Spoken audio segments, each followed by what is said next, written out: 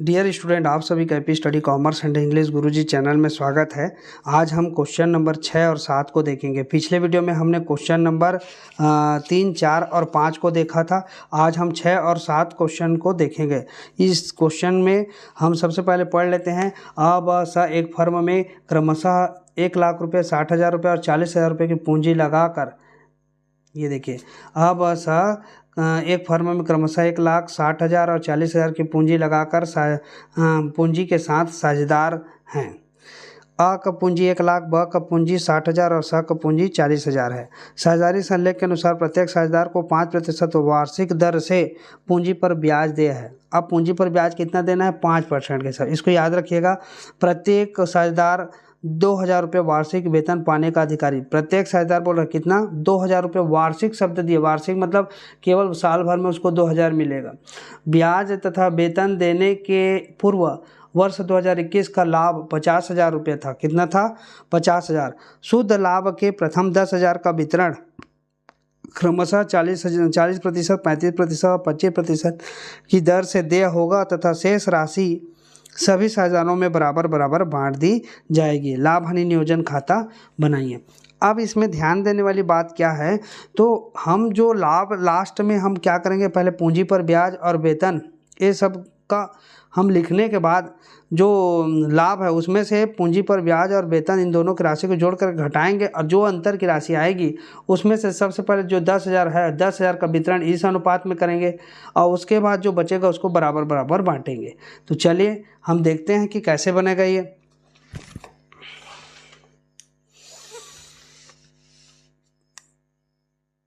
Question number 5 था, ये question number 6।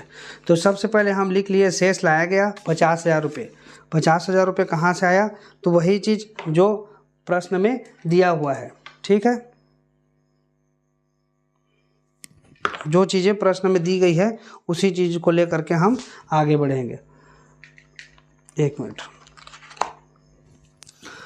तो यहाँ पर क्वेश्चन नंबर हम 6 में चल रहे हैं। देखिए 50,000 रुपये का लाभ है, तो 50,000 रुपये का लाभ हमने यहाँ पे लिख दिया।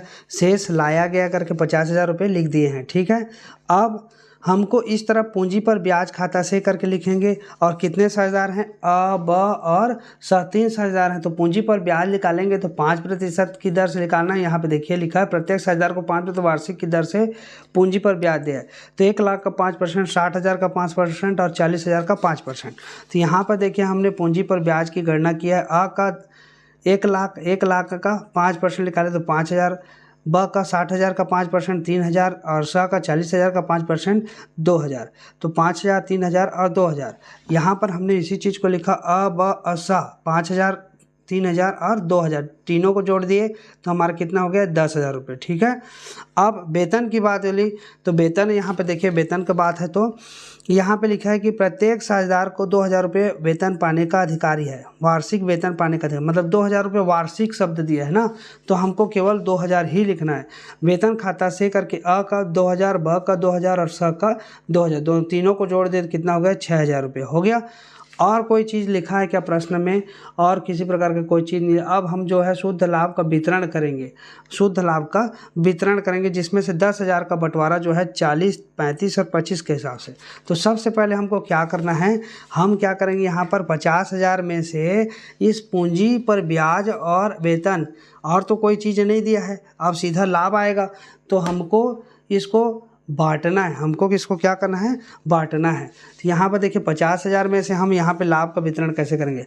50,000 जो है, 50,000 में से इन दोनों को जोड़ दीजिए तो 10,000, ये 6,000, कितना हो गया? 16,000। तो 50,000 यहाँ पर देखिए आपको निकाल के बताता हूँ। 50,000 में से 16,000 को माइनस कर दीजिए, बचा क्या? तो 50,000 में से 16,000 माइनस हो जाएगा तो यहाँ पर आ जाएगा कितना? 34,000 रुपये। कितना आ गया? 34,000। ठीक है, अब इस 34,000 रुपये जो आया, 34,000 रुपये जो आया है उसमें से 10,000 को क्या करना है? 40, 35 और 25% के हिसाब से बांटना है। इस 34,000 रुपये का जो आया है, यहाँ पे देखिए 34,000 रुपये जो आया है, 34,000 में से 10,000 को माइनस कर दिए तो कितना आ गया? 24,000 आ गया। तो ये जो 10,000 है, इस 10,000 को हम 40, 35 और 25% के हिसाब से बांटेंगे। तो सबसे पहले हम 10,000 को बांट लेते हैं। तो अ का भाग उसमें कितना होगा, तो 10,000 गुणित 40%, तो 40/100 करना पड़ेगा हमको। 40% दिया है ना यहाँ पे, तो 40% मतलब 40/100 कर देंगे तो 10,000 का 40% आ जाएगा 4,000।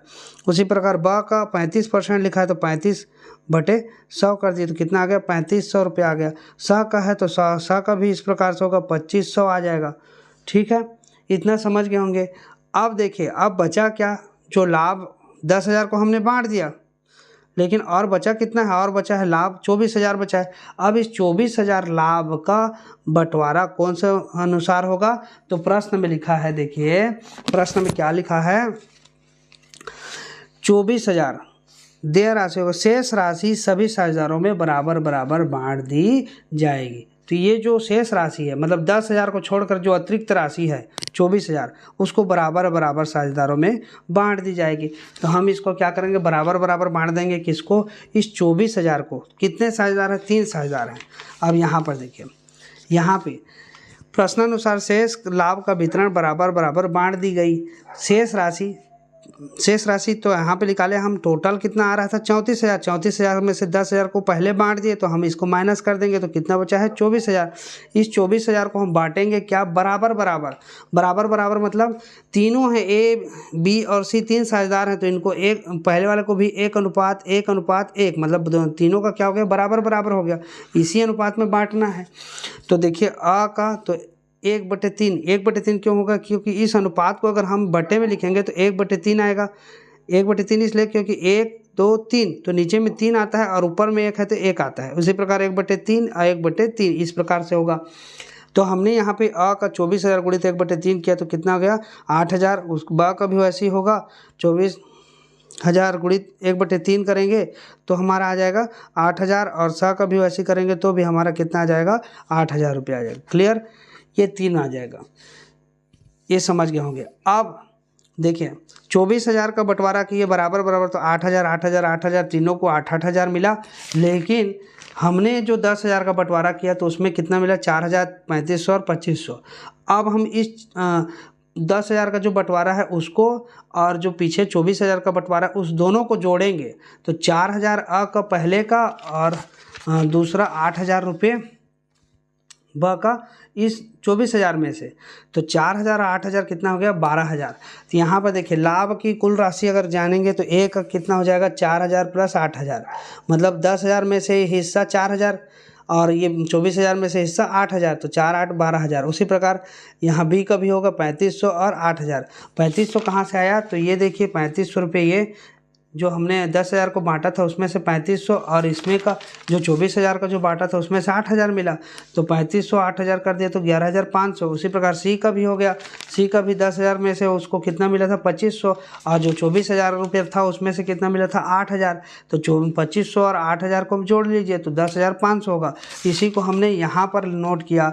ये देखिए साझेदारों की पूंजी खाता से करके अ का, ब का और स का 12,000, 11,500, 10,500। अब इन तीनों का हम योग कहाँ पर लिखे हैं, ये देखो 34,000 रुपये। टोटल 34,000 रुपये था, जिसमें से 10,000 का हमने इस पार्टीशन में बांटा, और दूसरा जो 34,000 में से 10,000 को माइनस किया तो 24,000 आया, उसको बराबर बराबर बांट दिया इस अनुपात में।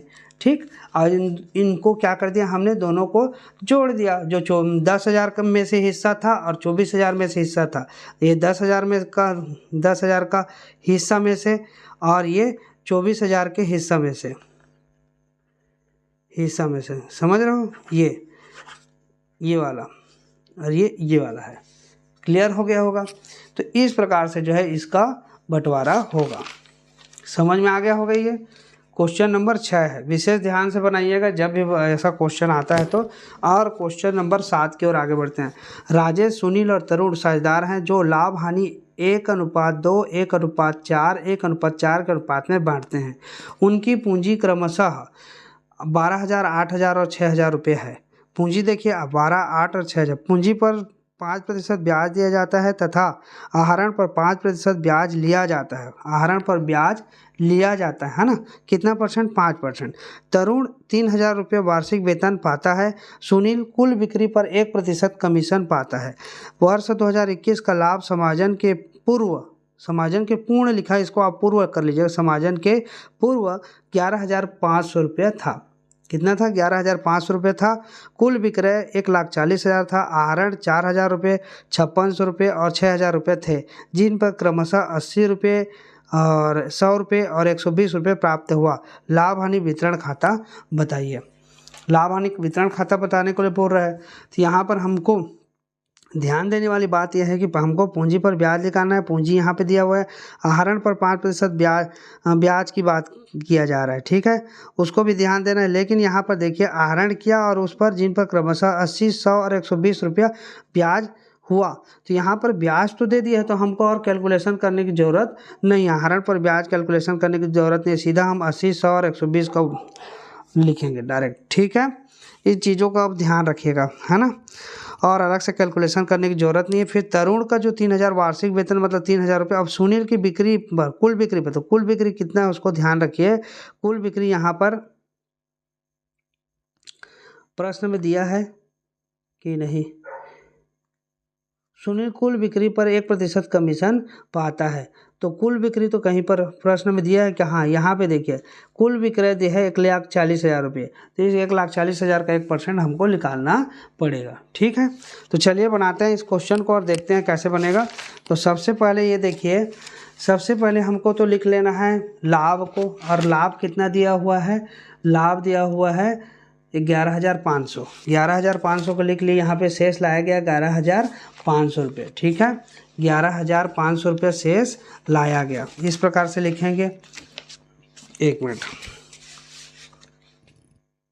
ये देखिए 11,500 रुपये शेष लाया गया, क्लियर है। अब हम इधर क्या लिखेंगे? पूंजी पर ब्याज। इधर क्या लिखेंगे? पूंजी पर ब्याज। लेकिन हम इस पक्ष को पहले क्लियर कर लेते हैं। आहरण पर ब्याज दिया हुआ है, आहरण पर ब्याज खाता को करके लिखिए। राजेश, सुनील और तरुण 3 लोग हैं, और उसका आहरण पर ब्याज यहाँ पे दिया भी हुआ है 80, 100 और 120। तो हमने डायरेक्ट उसको लिख दिया 80, 100 और 120। कितना हो गया टोटल? 300 रुपये। इस पक्ष का काम पूरा खत्म हो गया, क्योंकि यहाँ पे हम क्या लिखते हैं? समाकलन पक्ष में केवल लाभ लिखा जाता है, यहाँ पर केवल लाभ और एक आहरण पर ब्याज को लिखते हैं। अब इधर पूंजी पर ब्याज को इस तरफ लिखते हैं विकलन पक्ष में। तो पूंजी पर ब्याज खाता से अब पूंजी के पर ब्याज निकालेंगे राजेश का, सुनील का, तरुण का। तो यहाँ पर देखिए पूंजी पर ब्याज की कैलकुलेशन की गई है। राजेश की जो पूंजी है वो प्रश्नानुसार 12,000 रुपये है। यहाँ पर देखिए 12,000, 8,000 और 6,000। तो राजेश का 12,000 और सुनील का 8,000 और तरुण का 6,000। तो यहाँ पे निकाल लिए हमने 12,000 गुणित 5/100, क्योंकि 5% के हिसाब से बोला इसलिए काट दिए। तो 12 पंचे 60, 600 रुपये आ गया। और सुनील का कितना आ गया? तो ये 8,000 की पूंजी, 8,000 का 5% निकालेंगे तो 400 आ जाएगा। तरुण की पूंजी जो है 6,000, 6,000 का 5% निकालेंगे तो 300 रुपये आ गया। तो हमारा यहाँ पर लिख दिए राजेश का 600, तरुण का 400, सुनील का 400 और तरुण का 300। इन तीनों को जोड़ दिए तो हमारा आ गया 1,300 रुपये, ठीक है। ये पूंजी पर ब्याज का कैलकुलेशन हो गया। अब वेतन लिखा है, तरुण को वेतन दिए तो वेतन खाते से करके लिख देंगे 3,000 रुपये, क्योंकि प्रश्न में दिया हुआ है। प्रश्न में दिए तरुण 3,000 रुपये वार्षिक वेतन पाता है, मतलब वार्षिक है, इसलिए हम डायरेक्ट क्या लिख देंगे? वेतन खाते से करके 3,000 रुपये लिख देंगे। अब कमीशन खाता से, कमीशन खाता से कितना रुपये? 1,400 रुपये। यहाँ पे प्रश्न में हमारा दिया हुआ है कमीशन। सुनील को कुल बिक्री पर 1% कमीशन पाता है, तो 1% कमीशन हमको निकालना पड़ेगा। तो 1% कमीशन 1,40,000 में से लिख लेगा। तो 1,40,000, ये देखिए कमीशन की गणना 1,40,000 गुणित 1/100 कर दिए। तो हम अगर काटेंगे तो ये का कितना आ रहा है? 1,400 रुपये आ रहा है। इस 1,400 को हमने यहाँ पे लिख दिया कमीशन खाता से सुनील करके 1,400 रुपये लिख दिया, ठीक। बस इतना ही काम है प्रश्न में, और किसी प्रकार का कोई काम नहीं है यहाँ पे, केवल इतना ही है। अब ये आहरण की कोई आवश्यकता नहीं है, क्योंकि यहाँ पर आहरण पर ब्याज दिया हुआ है, ठीक है। जब हम साझेदारों का खाता बनाएंगे उस समय जो है आहरण की आवश्यकता पड़ेगी। उस समय आहरण को लिखना पड़ता है साझेदारों के पूंजी खाते में और चालू खाते में, जबकि यहाँ पे केवल जो है हमको क्या जानना रहता है? लाभ हानि नियोजन खाता में आहरण पर अगर ब्याज दिया है तो उसको लिखेंगे, नहीं दिया है तो उसको छोड़ देते हैं, ठीक। चलो, या फिर प्रश्न में बोला रहा था कि अगर आहरण पर 5% ब्याज लिया जाता है, यहाँ पे जैसे बोला है और ये शब्द नहीं दिया रहता तो हम इसमें कैलकुलेशन करते 4,5600 और 6,000 में। अगर ये नहीं दिया रहता, ये ब्याज का गणना नहीं किया रहता तो आहरण पर ब्याज का गणना भी हमको करना पड़ता। ठीक है, लेकिन यहाँ पर डायरेक्ट दे दिया इसलिए हम ब्याज की गणना नहीं कर सकते, नहीं हम डायरेक्ट लिख दिए। ठीक है, तो प्रश्नानुसार सारे चीज़ों को हमको करते जाना है बारी बारी से, समझ समझ करके। और यहाँ पे जो है उसी चीज़ को हमने किया।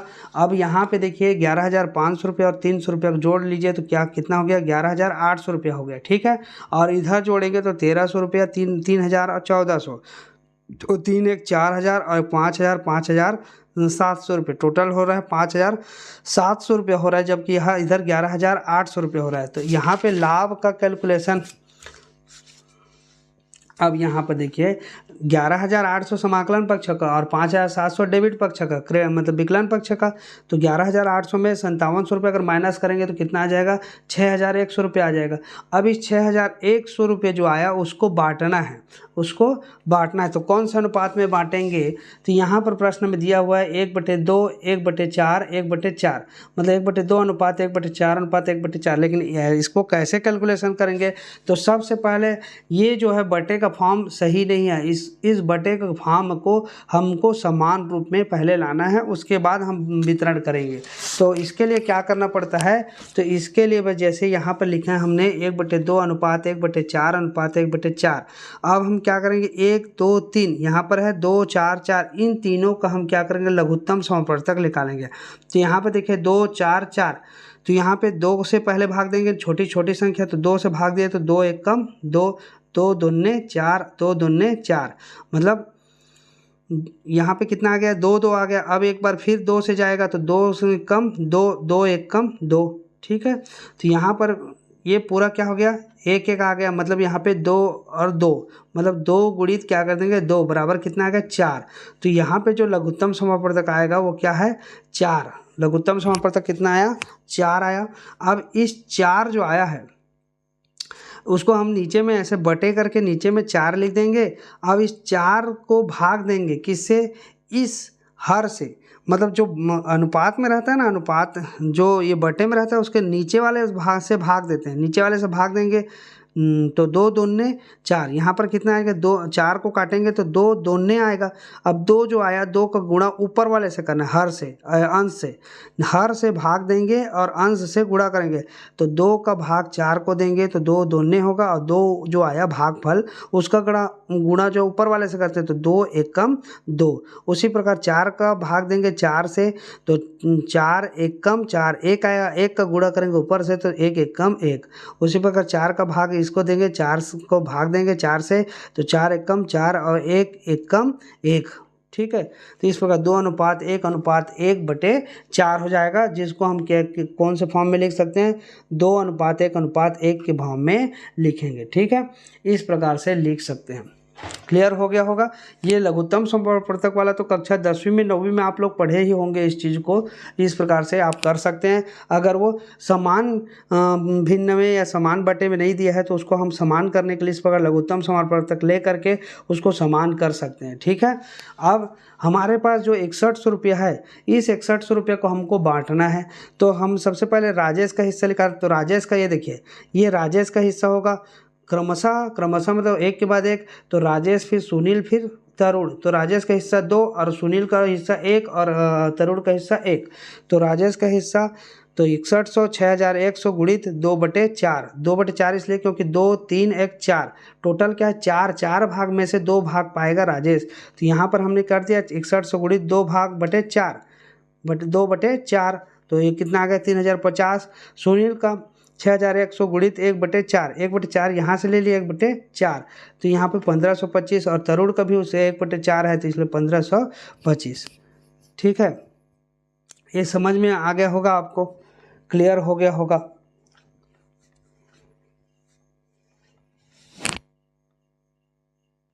अगर आप लोग इस भिन्न को इस भिन्न को अगर इसी प्रकार से रखते हैं, प्रश्नानुसार ही रखते हैं, अगर इस प्रकार से आप नहीं करते हैं तो भी आपका जो है आंसर आ जाएगा। कैसे आएगा?